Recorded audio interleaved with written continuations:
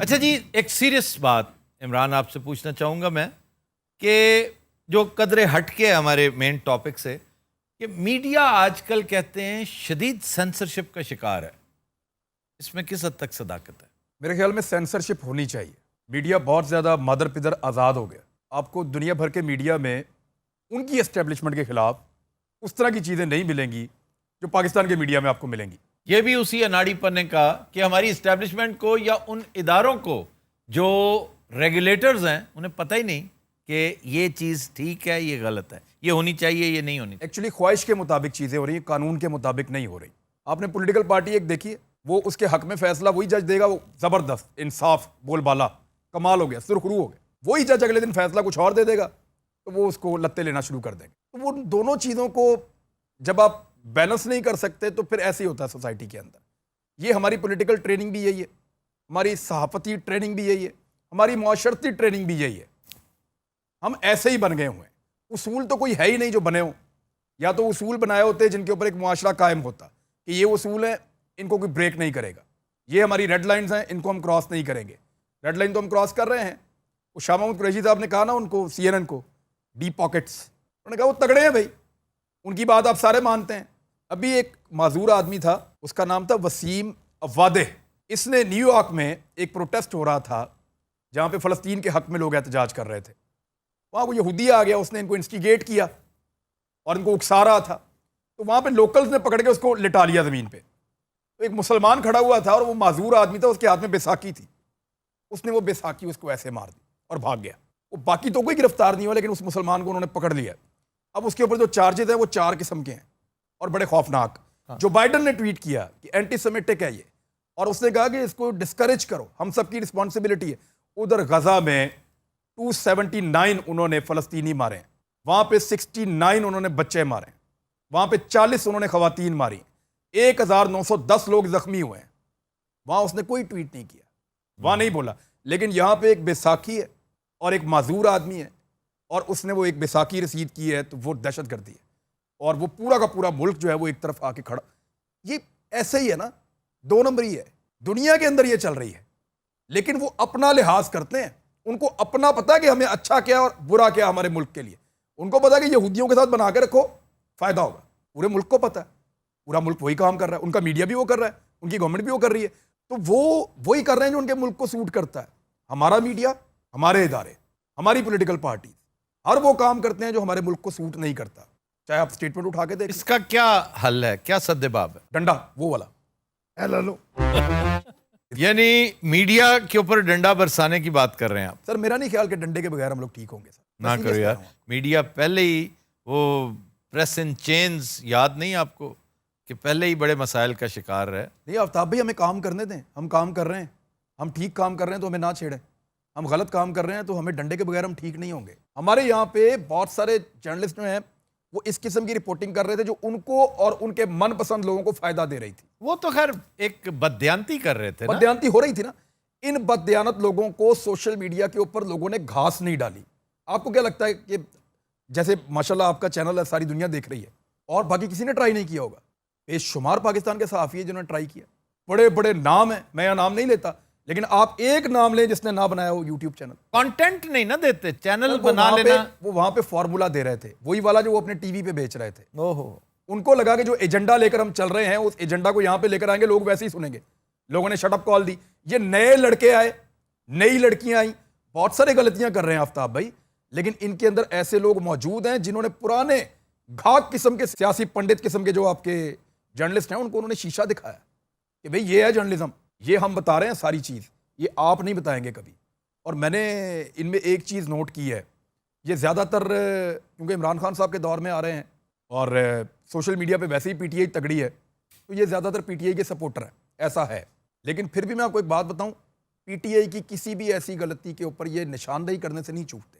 یہ نئی نسل ہے بڑی خوفناک، ان کی صرف ٹریننگ ہونی چاہیے. نہیں، کچھ لوگ تو بہت اچھے ہیں، اس میں کوئی شک نہیں، ان کی صرف ٹریننگ ہونی چاہیے. معاف کیجیے گا، وہ جن کی آپ مثال دے رہے ہیں نا، میری بھی ایک نظر ہے، میں ایک ایک کو بڑے غور سے دیکھتا ہوں، پروفائلنگ کرتا ہوں، وہ صحافی ہیں، بہت اچھا گیا. صحافت سے ٹریننگ لیتے ہوئے اب یوٹیوبرز ہیں، ان کی ہمدردیاں عمران خان کے ساتھ ہیں، وہ ایک الگ بات ہے.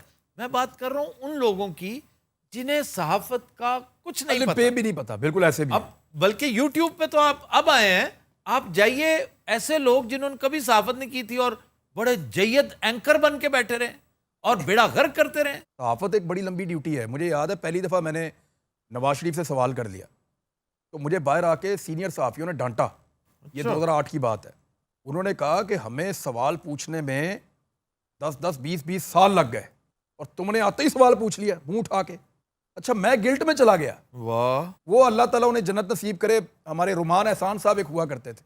انہوں نے مجھے بتایا کہ تم نے ٹھیک کیا، یہ تم سے زیادتی کر رہے ہیں، تم روز سوال کرو آ کے، یہ تمہارا رائٹ ہے، جتنا ان کا ہے اتنا تمہارا بھی ہے. تو اس طرح پھر وہ سوال کرنا شروع کیا. ورنہ پاکستان میں تو صحافت کے معیار بنے ہوئے تھے عجیب و غریب قسم کے. لیکن آپ ابھی جو بات کر رہے تھے بڑی اہم ہے اور بڑی دلچسپ بھی ہے کہ بڑے بڑے بت پاش ہو گئے جب ان لوگوں نے، یہ ینگ یوٹیوبرز نے نام لے لے کہنا شروع کیا بھائی جان اب یہ منجن نہیں بکے گا. صاحب دیو. تو بڑا لطف آیا تھا، بڑا مزہ آیا تھا سن کے. صرف تاب بھی ایک اور پرابلم ہے، ہم لوگ فالو زیادہ کرتے ہیں، کچھ نیا نہیں کرنا چاہتے. یوتھ میں سب سے بڑا یہ مسئلہ. Tell me about that. اپنے آئیڈیا کے ساتھ آؤ، اپنے آپ کو الگ سے لا کے اپنی پہچان بناؤ. وہ ایک میں لڑکا جانتا ہوں، ان کو مبشر صدیق ان کا نام ہے. ہاں جی ہاں جی، وہ کھانا پکاتے ہیں. Village food. جی جی، وہ کھانا پکاتے ہیں.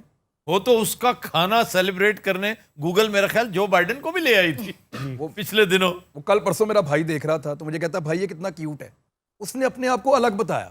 ایسا کیوں نہیں کرتے؟ جو آتا ہے فالو کرتا ہے، جو آتا ہے فالو کرتا ہے.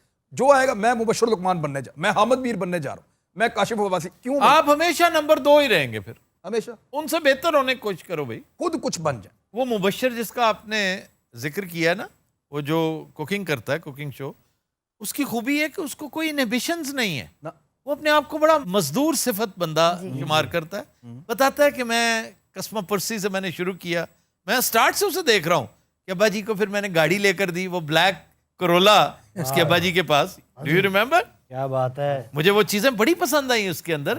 یعنی وہ جو ہیومن فیکٹر تھا نا، حالانکہ وہ کسی سبلیمنل پرسپشن آف پروپیگنڈا کے تحت نہیں کر رہا تھا، وہ نیچرل تھا. وہ جیسا ہے ویسا وہ ہے. جیسا تھا ویسا. یہی میں بھی مشورہ دوں گا ان دوستوں سے جو کسی کی مکھی کے اوپر اپنا پون مارنے کی کوشش کر رہے ہیں. انہیں چاہیے کہ نیا کام کریں. نیا ہم ڈھونڈتے ہیں نا آفتاب بھائی کہ میرے اندر کیا الگ ہے باقیوں سے. یہ سب کے اندر ہوتا ہے، ان کو ڈھونڈنا چاہیے. میں اپنے اندر ڈھونڈ رہا تھا کہ میں کیا کر سکتا ہوں. مجھے یہ پتا چلا میں بد لحاظ آدمی، لوگوں کی اوپینین بھی ہے میرے بارے میں. مجھے یہ لگا کہ مجھے بہت زیادہ پنگے لینے کا اور منہ پہ بات کرنے کا اور خطرناک کھولنے کام کرنے کا یہ مجھے شوق ہے، اور ایڈونچر ساتھ. تو مجھے ایسا لگا کہ میں اگر یہ اپنی چیز کو لوگوں کے ساتھ شیئر کر سکوں تو شاید لوگ اس کو اپریشیٹ کریں گے. پھر میں نے وہ سارا کچھ بولنا شروع کیا. لوگوں کی توقعات بڑھتی گئیں.